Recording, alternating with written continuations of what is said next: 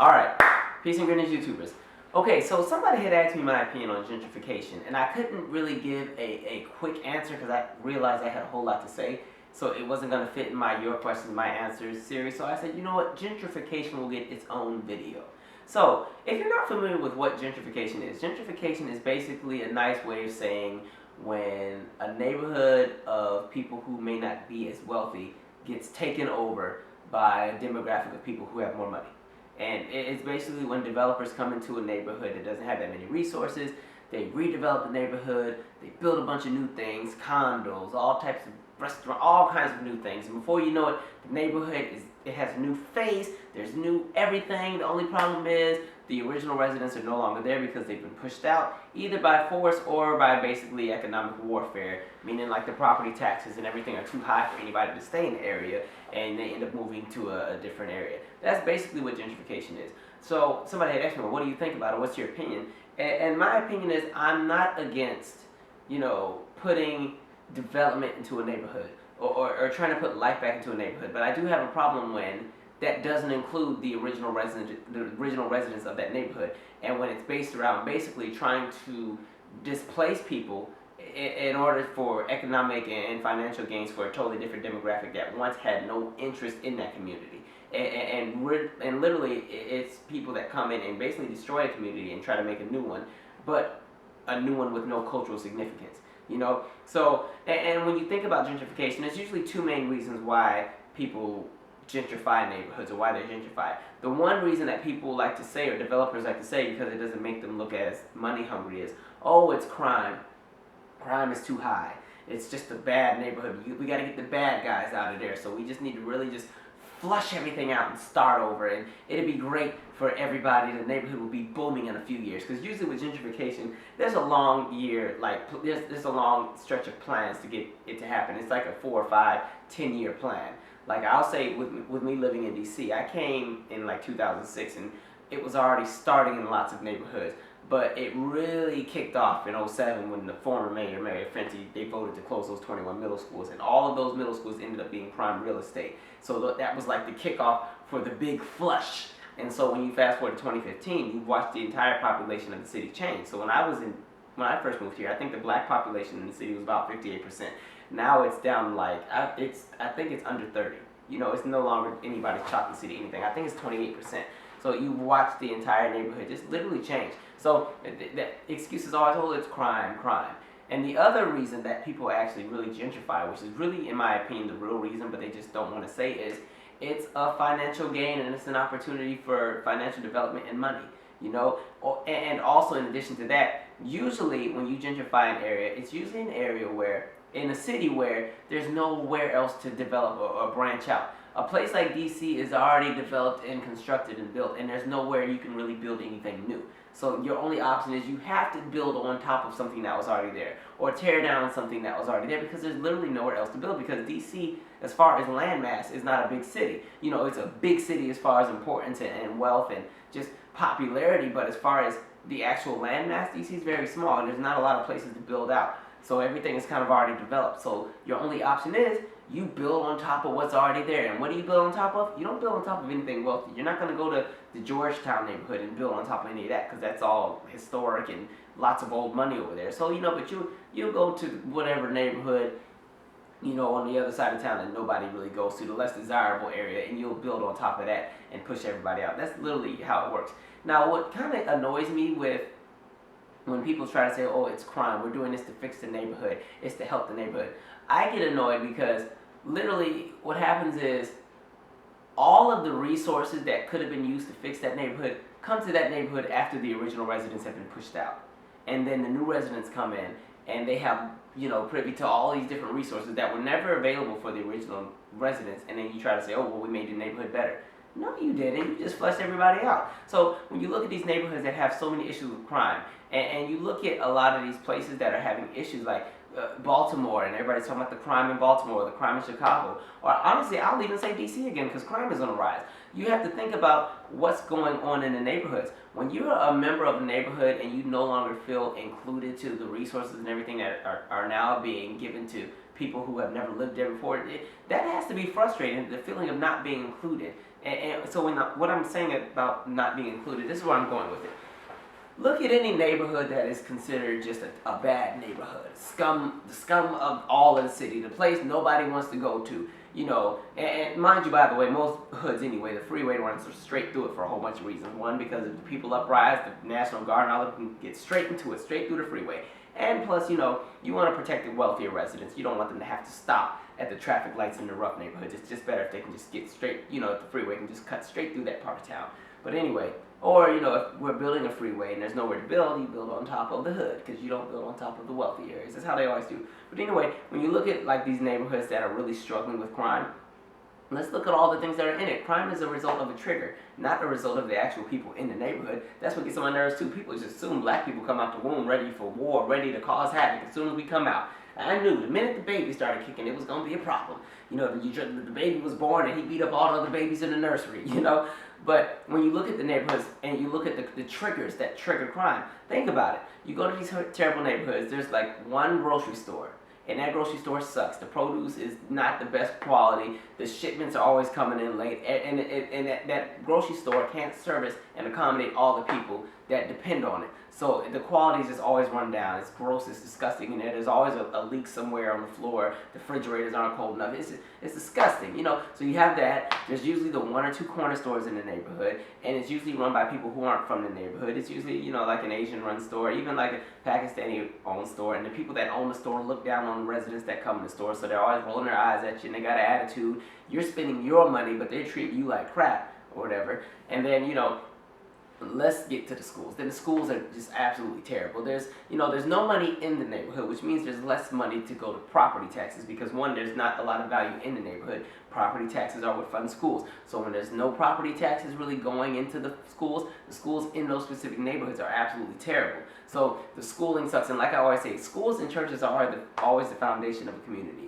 That's what kind of keeps the community put together. Even if you aren't in the same religion or you're not a Christian or whatever, churches and schools have always been that cultural center at a lot of different neighborhoods. All right. So then you look at the streets, and there's not a lot of development in the streets. So there's a bunch of potholes, and the roads are raggedy and terrible. And then the public transit is horrible because one, there's no corporate businesses in these neighborhoods. Usually, the only thing that's in this neighborhood. Let me back up. Yeah, there's no corporate businesses, and the jobs suck. There are no freaking jobs in the neighborhood. If there are jobs, they're crappy jobs like working in fast food or something where you basically last minute type of jobs that barely keep anybody on their feet, but just something convenient for those in the neighborhood so they don't have to go out and terrorize everybody else outside of the neighborhood. So, there's no jobs or whatever, and then there's no corporate anything there. There's nothing touristy. So transit doesn't invest in that region. So then there's like one or two bus stops for an area of 20 blocks. So you get on the bus, there's 100,000 people on the bus because that's the only bus to get out of the neighborhood. Everybody's already irate and in their feelings, and usually transit doesn't send the new buses to the hood. So if you're in the hood, you're on the older version of the buses. So the whole city got a facelift and got new buses, but instead of getting the new buses to the hood, y'all Negroes don't know how to act anyway, so we'll just give you guys the leftover buses. So the buses are already messed up and terrible. That's why when you see all these Brawl Star fights with the kids fighting on the bus, what neighborhood are they normally in? It's always a hood. You never see this with nice little suburban kids because it's just, and I'm not saying one group is better than the other, but it's just there's all those different triggers that are there. All right, so like I said, there's no jobs. Healthcare sucks. There's like one hospital. That's usually the county or the city hospital. And the ER only has 12 beds, but there's 40 people waiting in the waiting room, and there's only 2 doctors on call after 5 p.m. So a hospital sucks. There's no recreational activity. There's no community. If there is a community center, it's holding on for dear life. There's not enough grants to keep it afloat. It can't accommodate all the people, the resources and everything, and there's lackluster. The kids are bored, so they don't want to go over there anyway. So they'd rather spend their time being idle every day and finding different places to hang out, which leads them into a position where they're most likely to jump into some crime because they have literally nothing to do and lots of free time on their hands. There's no places for them to do anything that's artistic or, the arts have been taken out of the schools, the arts have been taken out of the neighborhood and everything like that. If there's a sports league, there's not enough resources to run a sports league and it's real competitive, so you got the parents fighting at the kids' basketball game, somebody got stabbed, now we gotta close and shut the game down, everybody pissed off, and it's like, but I'll tell you what resources always in the hood. Punitive resources. There's always police. Always lots and lots of police ready in the neighborhood. Ready at the drop of a dime to patrol. Make sure you people stay in line and stay where you need to be. You don't need to be branching out and going nowhere. What you doing outside this late? You need to go home. That never happens in other neighborhoods. I tell you that. So, and it becomes an issue. So it's like, what gets me is, once these neighborhoods get gentrified, all of those resources I just named magically fall into the neighborhood. New hospitals, all kinds of restaurants and cafes and all type of stuff, and then the name of the neighborhood changes. So, if you live in DC and you used to get off of New York Avenue, you can't find it anywhere on the metro because now it's called Noma. I'm like, Noma? What's a Noma? But yeah, so, there's all kinds of new things in the neighborhood, and everything that basically the old neighborhood was asking for automatically is now delivered. Unfortunately, all of the new things that are there, they're great, but the people that originally were there are no longer, they're not there anymore. They couldn't afford to stay in the neighborhood because the property taxes were too high. Or if they were in like a build, if they didn't own the building they were in, what happened? Well, the developer bought out the landlord of the whatever housing project or whatever apartment complex, and everybody has to get out. Then you got 30 days, figure out where you're gonna live, figure it out. Time check. Okay. So, so you've literally pushed everybody out the neighborhood. So then when you talk about the crime again and why people are really lashing out, there's nothing worse than watching your neighborhood disappear. There's nothing worse than watching everything that you once knew, even if it was not the best of the best, you still held some type of value to that. It was still where you came from. There was still some element of character to your neighborhood, even if it was the worst of the worst neighborhoods. And that's another thing about gentrification.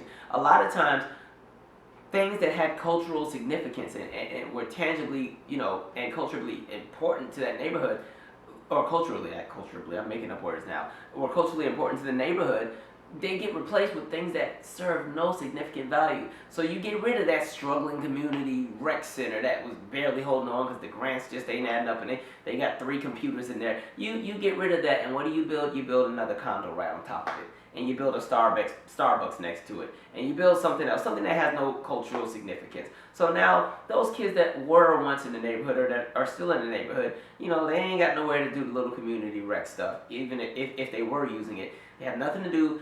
Once again, they're idle. But you know what? We don't want any loitering. So now there's a no loitering sign in front of the Starbucks in the condo. So now the kids that were hanging out there in front of the skateboard, the police told them they need to move. And there's nowhere else for the kids to go. There's no parks. There's nothing. The thing about gentrification or gentrifying neighborhoods is like you suck the life out of neighborhoods. Even if it wasn't the best of best neighborhoods, you suck the life out of a neighborhood, and you literally take away all of the customs and cultures that might have been there, and you basically just put all of yours. And it's like, if you can't get with our program, you need to move. So it's like, I know my godmom lives in a certain part of DC, and the funniest thing is, like, somebody came to her house one time and told her, well, now it's quiet hours after 9 o'clock in this neighborhood. And it's like, well, who said that? And it's like, oh, well, there was a vote. And it's like, well, we weren't invited to the vote? What you mean it's quiet hours? What? I own my house.